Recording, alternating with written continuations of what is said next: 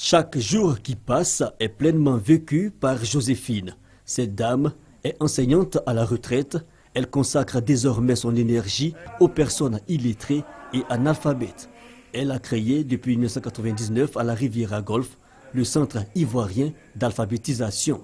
Une servante, sa patronne lui a dit si l'enfant chauffe, il ne faut pas oublier de lui donner les sirops, tout ce qui est là.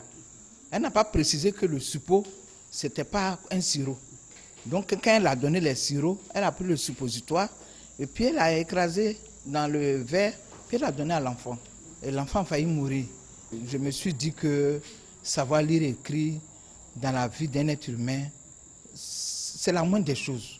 Morissette et Bernadette sont toutes deux inscrites dans ce centre.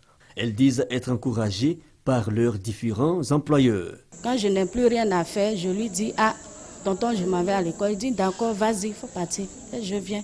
Quand je venais, même A, même je ne sais pas écrire. J'ai redoublé 2 fois. Bon, cette année-là, ça va.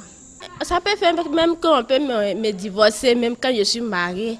Parce que si tu ne sais pas lire et écrire, ça peut les décourager. Des cas qui font école, Pauline, la quarantaine révolue, décide elle aussi d'apprendre à lire et à écrire. Akuba fait le mélange. Et c'est le petit déjeuner. On voit à l'église, les gens lisent les Bibles, je ne sais pas lire. Ça me fait mal. Souvent, on voyage, on écrit quelque part, on dit, il ne faut pas aller pisser là-bas. Si tu as pissé, on t'attrape. Si je savais lire, j'allais partir pisser là-bas. Donc, je vois que, en tout cas, c'est très important. Je n'ai pas honte.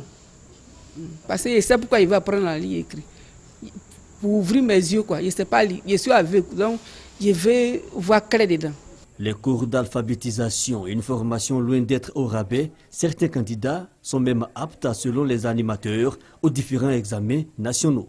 C'est le cas de Ndamari, candidate l'année prochaine à l'examen du certificat d'études primaires élémentaires CEP. Si Dieu m'a permis, m'a donné la santé, longue vie de continuer, j'irai jusqu'en 3e, si possible terminale, pour avoir un petit diplôme, travailler quelque part. Occasion aussi pour la fondatrice de ce centre d'encourager les personnes qui ne savent ni lire ni écrire à s'intéresser à l'alphabétisation. Ce que je demande aux patrons, de laisser leurs servantes, parce que c'est qui est le cerveau, c'est qui fait tout à la maison, venir à l'école. Tous ces élèves visités en pleine composition de fin d'année sont unanimes.